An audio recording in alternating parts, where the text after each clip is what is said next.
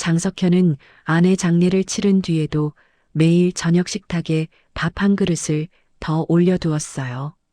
그런데 어느 날은 그 밥그릇보다 먼저 낯선 통장과 서류가 식탁 위에 올라와 있었지요. 아들이 웃으면서 말했어요. 아버지, 이제는 우리가 챙길게요. 그 순간 석현은 안도해야 했는데 이상하게 등골이 서늘했어요. 왜냐하면 그 웃음 뒤에 숨은 진짜 이유를 아직 모르고 있었거든요. 끝까지 보시면 석현이 어떤 선택을 하게 되는지 알게 되십니다. 구독과 좋아요도 함께 눌러주시면 큰 힘이 됩니다. 시간은 2026년 초였어요. 장석현은 73이었습니다. 아내를 떠나보낸 건 바로 전해인 2025년 가을이었지요. 장례가 끝나고 조문객이 끊기자 집안은 갑자기 넓어졌어요. 넓어진 건 방이 아니라 침묵이었습니다. 벽시계 소리가 커지고 보일러가 꺼질 때의 딸깍 소리가 유난히 크게 들렸지요. 석현은 아침마다 습관처럼 부엌에서 2개의 찻잔을 꺼내다가 1개를 다시 넣었어요. 그러고는 멍하니 창문을 닦았고 닦아도 마음은 탁했어요. 석현은 원래 말이 많지 않은 사람이었습니다. 대신 일로 설명하는 사람이었어요. 20살 무렵부터 인쇄일을 배워 작은 공장을 차렸고 잉크 냄새와 기계 소리 속에서 인생을 보냈지요. 돈이 많았던 건 아니지만 약속을 어긴 적은 거의 없었어요. 납기일을 지키지 못하면 잠을 줄여서라도 맞추는 성격이었고 거래처와의 신뢰가 곧 자기 얼굴이라고 생각했지요. 그렇게 살아오다 보니 가족에게도 같은 기준을 들이대곤 했습니다. 아들 현수에게도 늘 말했어요. 말보다 행동이 중요하다. 약속을 지켜라. 남의 돈을 쉽게 생각하지 마라. 현수는 고개를 끄덕였지만 어느 순간부터 아버지의 말이 잔소리처럼 들리는 표정이 되었지요. 며느리 수진을 처음 만났을 때 석현은 괜찮은 사람이라고 생각했어요. 말투가 공손했고 눈치가 빨랐고 시부모 앞에서 예의가 있었지요. 그래서 더 마음을 놓았는지도 모릅니다. 아내가 살아있을 때는 균형이 있었어요.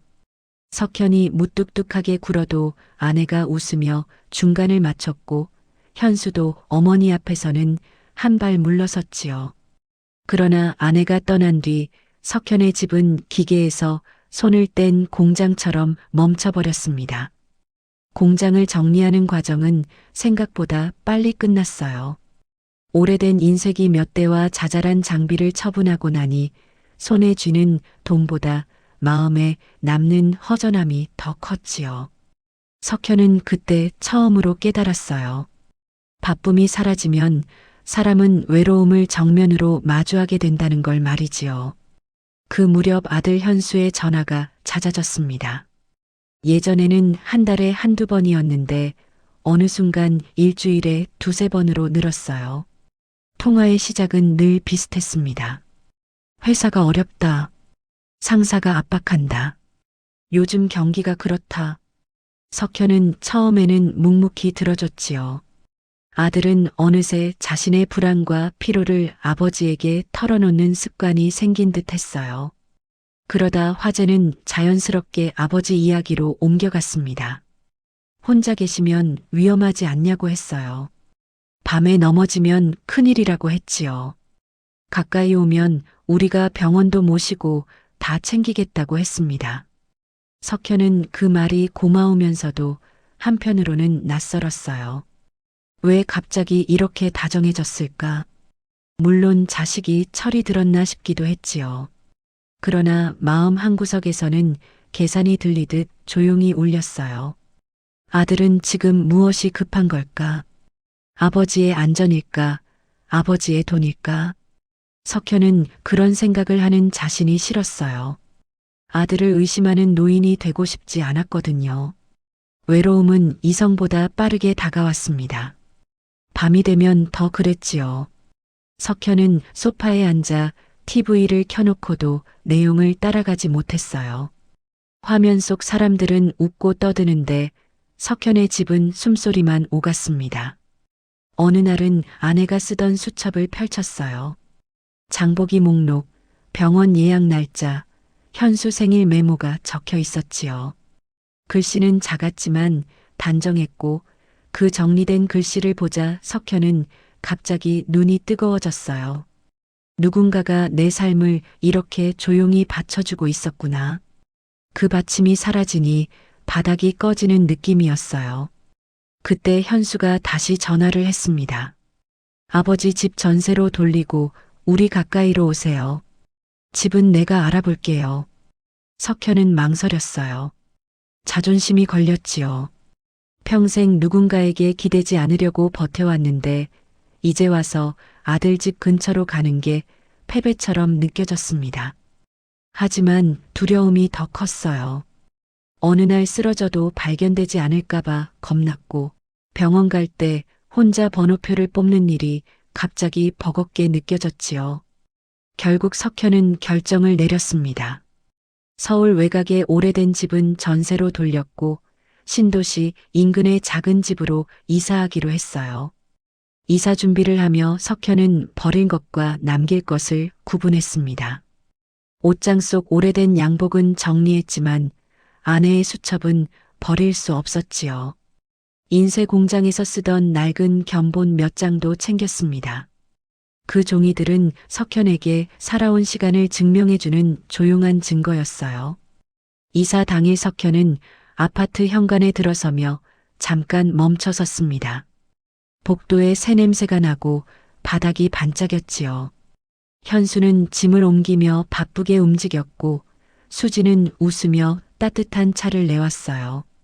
석현은 그 차를 두 손으로 감싸 쥐었습니다. 따뜻했어요. 그런데도 가슴 안쪽은 차가웠지요. 석현은 그 이유를 정확히 말로 설명할 수 없었습니다. 다만 오래 인쇄 일을 해온 사람 특유의 감각이 있었어요. 잉크가 변질되기 전에 미세한 냄새를 알아채듯이 사람 말투가 변할 때의 미세한 결을 느끼는 감각 말이지요. 저녁 식사는 웃음으로 채워졌습니다. 현수는 회사 이야기를 잠시 접어두고 아버지 건강을 물었고 수지는 반찬을 더 떠주며 입맛에 맞는지 확인했어요. 석현은 고개를 끄덕이며 감사하다고 말했습니다. 그러면서도 시선을 식탁 끝으로 두었습니다.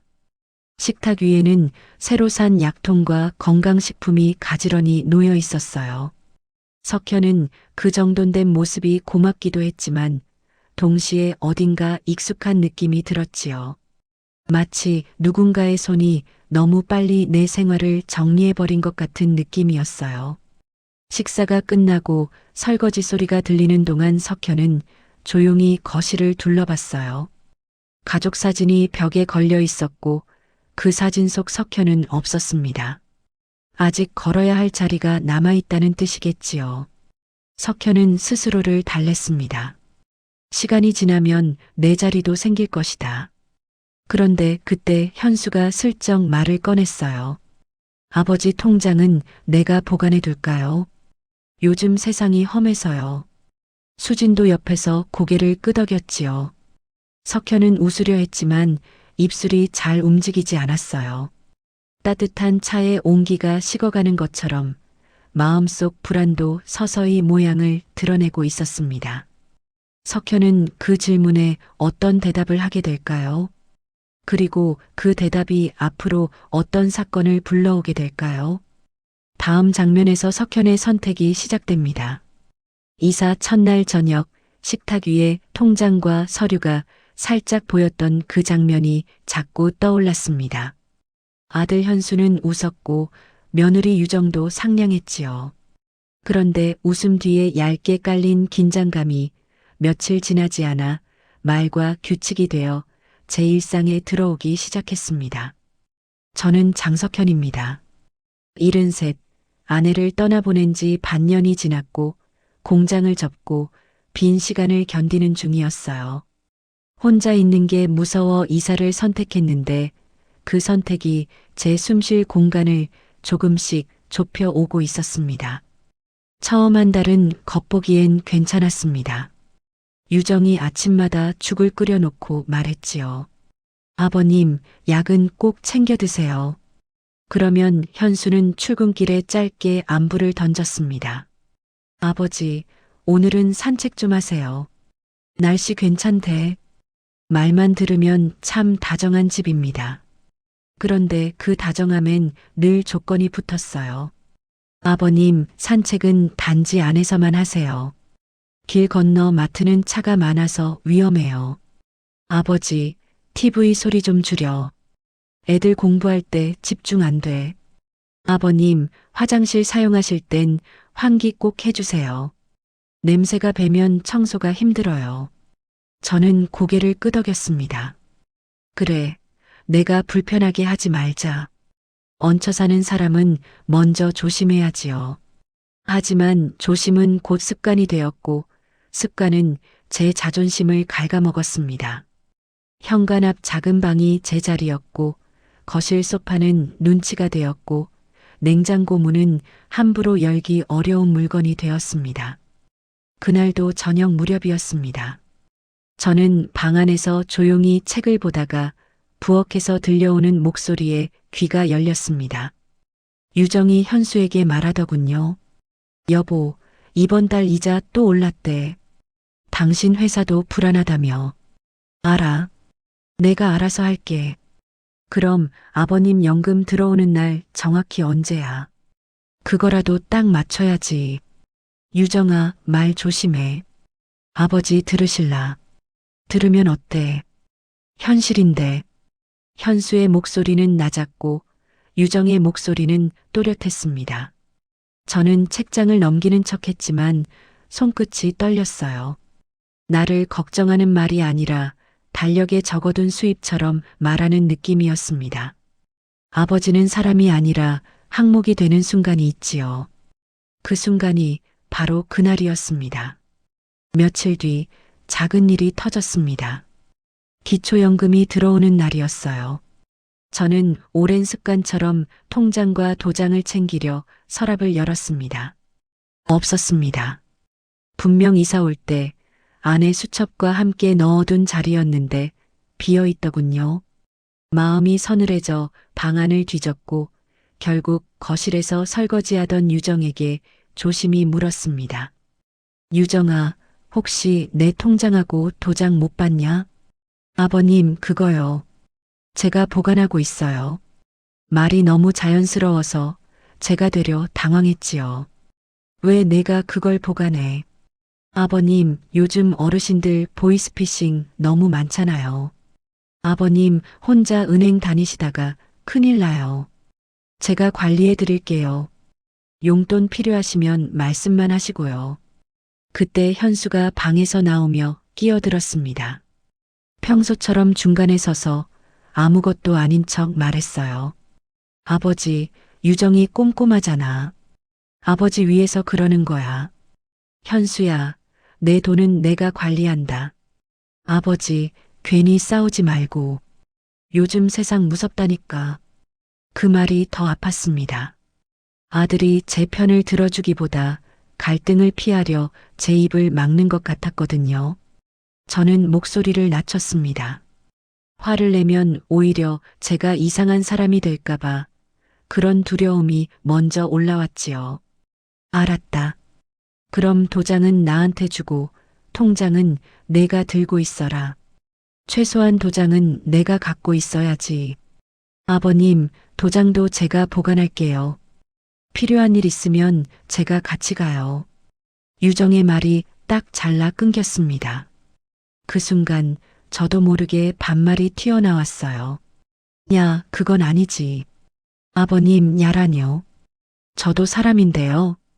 유정의 표정이 굳었고 현수는 급하게 둘 사이를 막았습니다.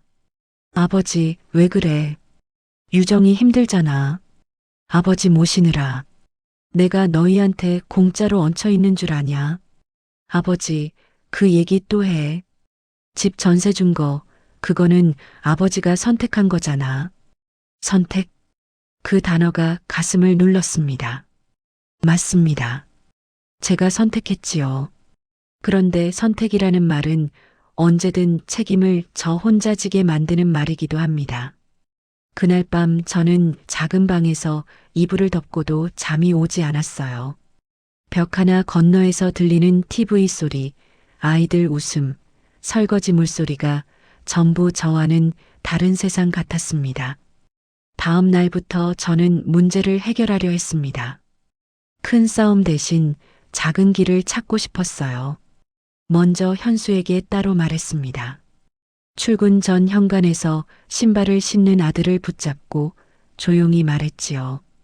현수야, 아버지가 부탁 하나 하자. 통장과 도장, 내가 직접 관리하게 해라. 아버지, 지금 그 얘기할 때 아니야. 나 지각해. 그럼 오늘 저녁에 얘기하자. 아버지, 유정이 예민해. 요즘 애들 학원비도 밀리고 대출도 있고 아버지까지 그러면 집이 난리나. 난리 나면 나한테서 뭘 더 가져갈 건데. 아버지, 그렇게 말하지 마. 현수는 결국 문을 닫고 나가버렸습니다. 문 닫히는 소리가 유난히 크게 들렸어요. 저는 그 자리에서 한참 서 있었습니다. 자식에게 말이 닿지 않는다는 건 나이 들어서 가장 큰 벽입니다. 목소리가 작아진 게 아니라 존재가 가벼워진 것 같았거든요. 유정과도 대화를 시도했습니다. 점심 무렵 저는 부엌에서 조심스럽게 말을 꺼냈어요. 아버님, 점심 드실 거예요. 간은 싱겁게 했어요. 고맙다. 그런데 유정아, 내 통장은 내가 들고 있을게. 너도 부담 덜고. 아버님, 부담이요. 제가 부담이라서 이러는 거예요. 그게 아니라 내 인생 마지막 돈줄인데 내가 알아야지. 아버님, 솔직히 말씀드릴게요. 저희 정말 빠듯해요. 아버님이 여기 계시니까 전기세, 가스비, 식비 다 늘었어요. 그건 사실이잖아요. 사실. 그 말도 맞지요. 하지만 그 사실 뒤에 숨은 계산이 들리는 순간 저는 말을 잃었습니다. 유정은 한숨을 쉬며 마지막을 덧붙였어요. 그러니까 서로 기분 상하지 말고 제가 관리할게요. 아버님은 편하게 계세요. 편하게. 그런데 저는 편한 사람이 아니었습니다.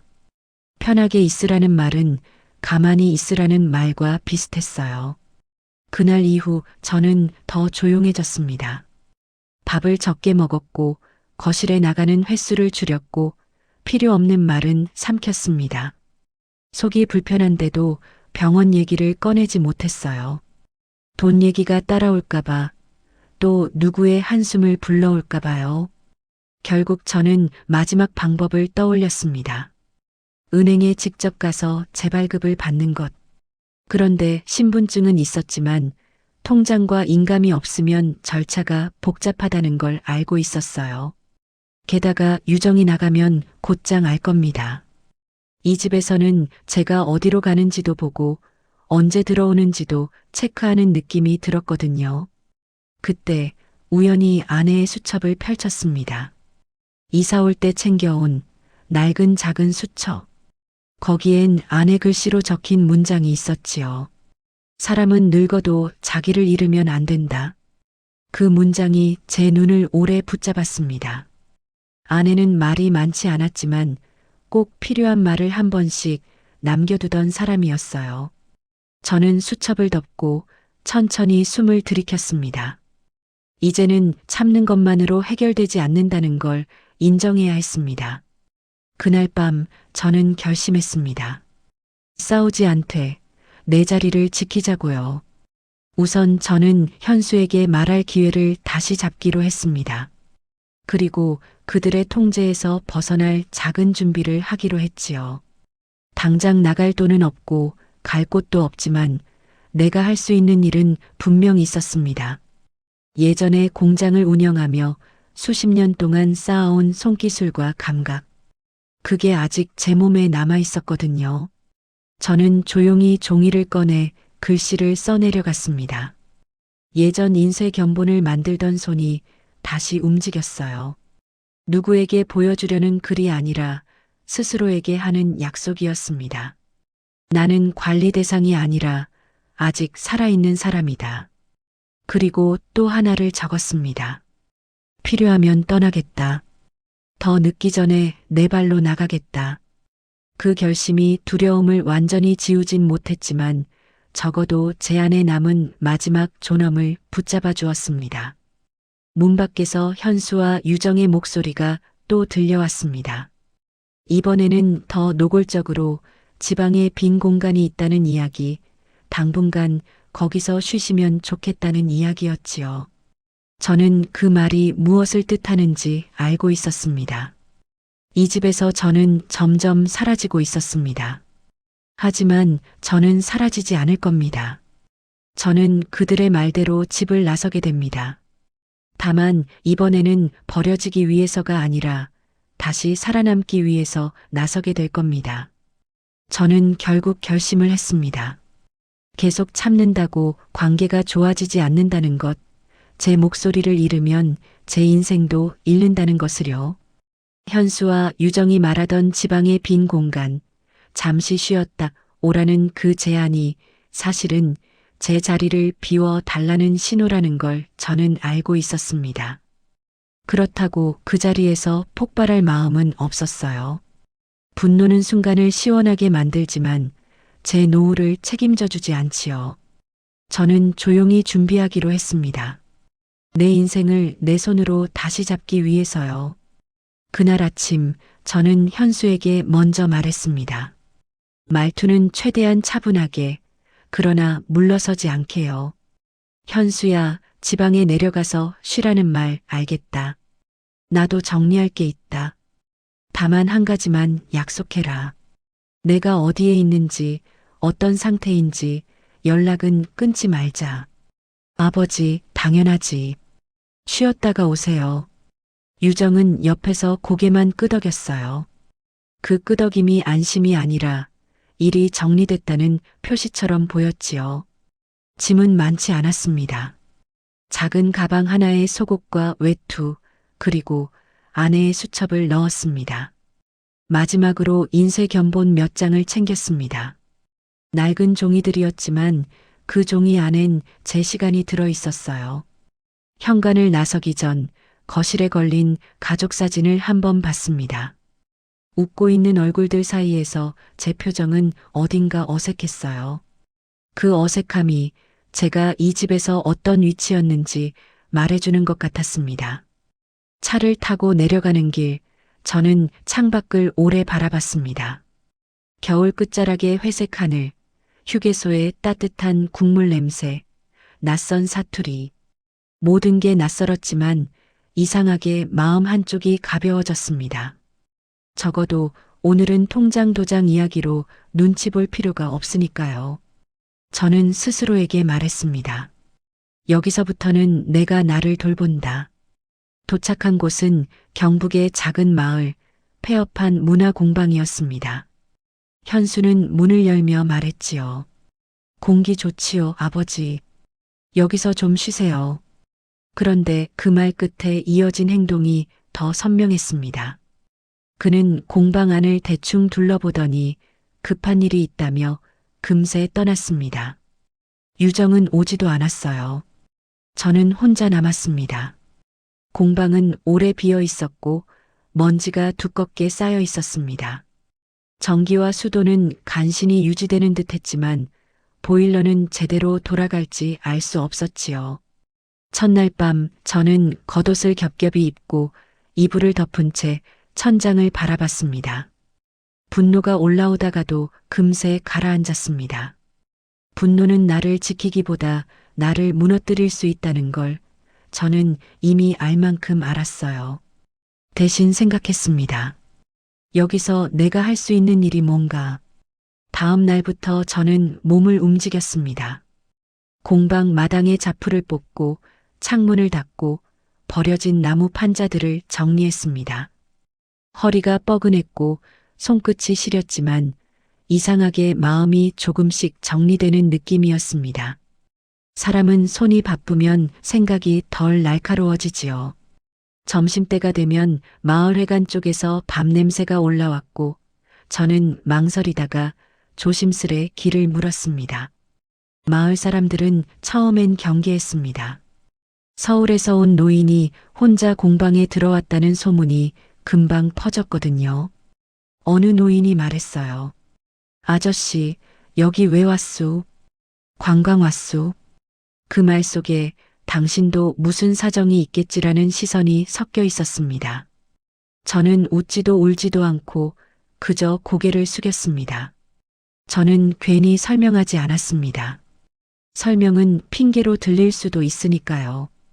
대신 일로 말하기로 했습니다. 마을회관 앞에 낡은 안내판이 있었는데 글씨가 흐릿했습니다. 저는 공방 안에서 남아있던 붓펜과 종이를 찾아 새 안내문을 써서 붙였습니다. 글씨는 제가 평생 먹고 살던 분야였습니다. 인쇄소에서 수십 년 동안 글자 모양을 다듬고 간격을 맞추고 한눈에 읽히게 만드는 일을 했지요. 손은 오래 쉬었지만 기억은 남아 있었습니다. 며칠 후 마을 이장이 공방으로 찾아왔습니다. 말투는 무뚝뚝했지만 눈빛이 달랐어요. 그 안내문 자네가 쓴 거요. 예, 그냥 눈에 띄어서요. 글씨가 깔끔하더만. 우리 마을 이번 주말에 직거래 장터하는데 현수막 같은 거 하나 써줄 수 있나? 현수막은 인쇄가 필요했지만 저는 방법을 떠올렸습니다. 손글씨를 크게 써서 촬영하고 동네 인쇄소에 파일로 넘기면 되지요. 저는 공방 안에서 작은 작업대를 닫고 종이를 펴고 글씨를 썼습니다. 경북산 고구마 직거래 장터. 글씨를 쓰는 동안 제 마음이 오랜만에 또렷해졌습니다. 나는 아직 할 수 있구나. 그 한 문장이 속에서 조용히 피어났습니다. 장터날 사람들이 제 글씨가 들어간 현수막을 보고 말했어요. 글씨가 정겹네. 보기 좋다. 그 말이 큰 돈보다 더 따뜻했습니다. 저는 그날 집으로 돌아와 아내의 수첩을 다시 펼쳤습니다. 그리고 아주 짧게 적었습니다. 오늘 누군가가 내 손을 필요로 했다. 그 뒤로 작은 일이 계속 들어왔습니다. 체험장 표지판, 농산물 이름표, 행사 안내문. 돈은 많지 않았지만 제 이름으로 받은 첫 수입은 확실히 달랐어요. 통장에 찍힌 숫자보다 그 숫자가 생긴 이유가 저를 세웠습니다. 저는 더 이상 누군가의 부담이 아니라 스스로의 삶을 굴리는 사람이었습니다. 점진적 변화는 생활에도 나타났습니다. 아침에 일어나는 시간이 일정해졌고 밥을 챙겨 먹게 되었고 밤에 잠이 조금씩 깊어졌습니다. 무엇보다 얼굴이 달라졌어요. 거울 속 제 눈이 예전보다 덜 흔들리고 있었습니다. 사람은 자신을 증명할 일이 생기면 그 자체로 살아나지요. 그런데도 마음 한켠에 불안은 남아 있었습니다. 현수는 처음엔 이틀에 한 번 연락하더니 점점 뜸해졌습니다. 저는 먼저 따지지 않았습니다. 다만 기록했습니다. 언제 연락이 왔는지, 무슨 말을 했는지. 노년의 싸움은 소리 지르는 싸움이 아니라 흔들리지 않는 싸움이라는 걸 저는 배웠거든요. 어느 날 예상치 못한 전화가 왔습니다. 유정이었습니다. 목소리는 이전처럼 차갑지 않았지만 지나치게 부드러웠지요. 아버님, 거기 괜찮으세요? 괜찮다. 아버님, 혹시 생활비는 충분하세요? 저희가 보내드릴까요? 됐다. 여기서 내가 해결한다. 아버님, 그래도요. 혹시 필요하시면 말씀하세요. 저는 그 부드러움이 진심인지 계산인지 판단하지 않았습니다. 다만 제 마음은 또렷했습니다. 이제는 누가 어떻게 말하든 제 기준이 흔들리지 않는다는 것. 그게 변화의 핵심이었지요. 권선징악은 거창한 벌이 아니라 결국 각자가 만든 결과를 마주하는 일이라고 저는 생각합니다. 저는 억울함 속에서 무너지지 않으려 했고 그 선택이 저를 다시 세웠습니다. 반대로 현수와 유정은 제가 사라지면 집안이 편해질 거라 생각했겠지요. 그런데 시간이 지나자 제가 사라진 자리에 다른 문제가 드러나기 시작했습니다. 그들이 기대던 안정이 사실은 제가 가진 것에서 나온 것이었다는 사실이요. 마을에서 일이 늘어가던 어느 저녁, 저는 우연히 현수의 메시지를 받았습니다. 아버지, 이번 주말에 잠깐 통화 가능해요. 급해요. 짧은 문장이었지만 예전과 달랐습니다. 부탁이 섞인 문장이었지요. 저는 바로 답하지 않았습니다. 옛날에 저는 그 한 줄에 마음이 흔들렸을 겁니다. 하지만 지금의 저는 다릅니다. 저는 먼저 창밖을 봤습니다. 공방 창으로 들어오는 겨울 도시 불빛은 없었지만 대신 마을에 조용한 가로등 불빛이 있었습니다. 저는 그 불빛이 좋았습니다. 고요하지만 꺼지지 않는 빛이었거든요. 저는 천천히 답장을 보냈습니다. 통화는 가능하다. 다만 내가 정한 시간에 하자. 그리고 내가 묻는 것에 솔직하게 답해라. 그 짧은 문장이 제 삶의 주도권이 어디에 있는지 보여줬습니다. 그날 밤 저는 깨달았습니다. 극적인 반전은 큰 사건에서만 오지 않습니다. 작은 선택이 쌓여 관계의 힘이 바뀌는 순간이 오지요. 사장에서 그 반전이 더 선명해질 겁니다. 현수와 유정이 왜 갑자기 달라졌는지, 제가 가진 것이 무엇이었는지, 그리고 제가 어떤 방식으로 관계의 경계를 세울지요. 저는 복수하지 않을 겁니다. 대신 제 삶을 지키는 선택을 할 겁니다. 그게 제가 배운 권선징악입니다. 선은 스스로를 세우는 것이고 악은 결국 스스로의 계산에 발목 잡히는 것이지요. 시작된 작은 변화는 생각보다 빠르게 결실의 형태를 드러내기 시작했습니다. 공방 앞에 붙은 안내문은 더 이상 낯선 글씨가 아니었고 마을 사람들은 저를 이름으로 불러주기 시작했지요. 석현 아저씨, 오늘도 글씨 쓰고 계세요. 그 한마디가 저를 하루 동안 버티게 했습니다. 누군가의 집에 얹혀있던 사람이 아니라 이곳에서 역할을 가진 사람이 되었다는 증거였거든요. 제 삶은 비로소 제 손으로 돌아오고 있었습니다. 봄이 가까워지자 공방은 더 바빠졌습니다. 직거래 장터가 정기적으로 열렸고 체험객도 늘었지요. 저는 여전히 큰 돈을 벌지는 못했지만 매달 통장에 찍히는 수입은 꾸준했습니다. 무엇보다 중요한 건 그 돈이 제 노동의 결과라는 사실이었습니다. 예전에는 통장 잔액보다 아들 부부의 표정이 제 마음을 흔들었다면 이제는 하루에 몇 글자를 썼는지가 제 하루를 평가했습니다. 그러던 어느 날 현수에게서 다시 연락이 왔습니다.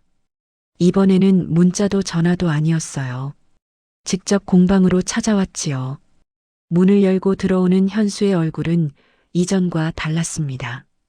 어깨가 조금 처져 있었고 눈빛이 조심스러웠어요. 아버지, 잠깐 이야기할 수 있을까요? 저는 붓을 내려놓고 의자를 권했습니다. 말없이 차를 내왔지요. 현수는 잠시 뜸을 들이다가 말을 꺼냈습니다. 회사에서 구조조정이 있었다는 이야기, 대출 상환이 더 어려워졌다는 이야기, 유정과의 다툼이 잦아졌다는 이야기였습니다. 저는 고개를 끄덕이며 들었습니다. 예전 같았으면 중간에 말을 끊고 해결책을 제시했겠지요. 하지만 지금은 달랐습니다. 아들이 스스로 말하게 두었습니다. 아버지, 그때는 죄송했어요. 현수의 그 한마디에 저는 속으로 오래된 장면을 떠올렸습니다. 공장 한켠에서 현수를 무릎에 앉히고 잉크 냄새 속에서 놀아주던 날들, 야근하고 돌아와 잠든 아들의 이마를 쓰다듬던 밤들. 부모는 자식에게 늘 먼저 기억을 내어주는 존재입니다. 하지만 그 기억에 다시 묶일 필요는 없다는 것도 저는 이제 알고 있었습니다. 나는 내가 미운 게 아니다. 그 말은 반말로 나왔습니다. 일부러 그랬지요. 아버지와 아들의 거리로 돌아가고 싶었습니다. 다만 나를 사람으로 보지 않은 건 상처였다. 현수는 고개를 숙였습니다. 그 모습에서 저는 처음으로 진짜 사과를 느꼈습니다. 변명 없는 사과 말이지요. 며칠 뒤 유정도 찾아왔습니다. 처음엔 문 앞에서 망설였고 들어와서는 제 눈을 바로 보지 못했지요.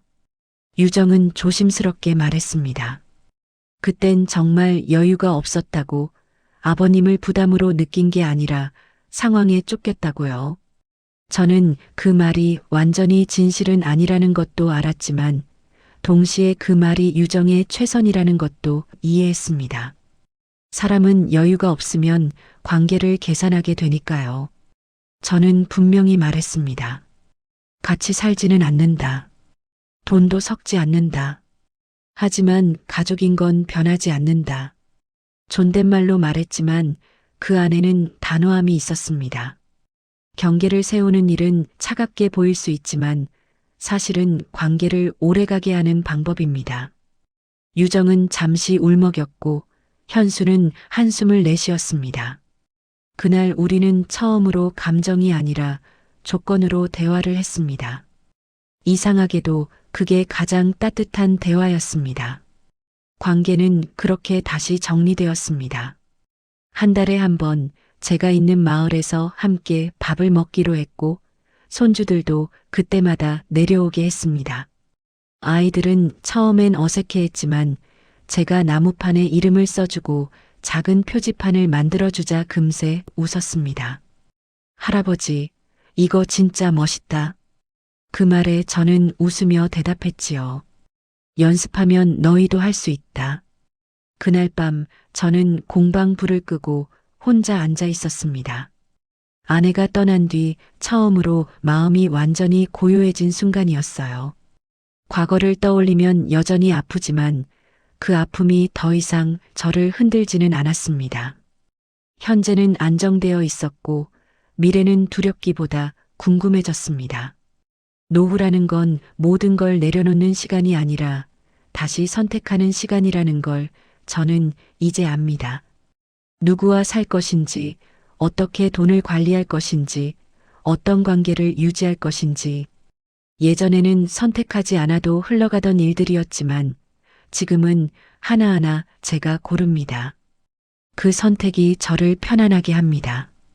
현수와 유정은 완벽하게 변하지 않았습니다. 저도 마찬가지지요. 하지만 우리는 서로의 선을 압니다. 그 선이 있기에 웃을 수 있고 다시 만날 수 있습니다. 권선징악이라는 말은 거창하지 않습니다.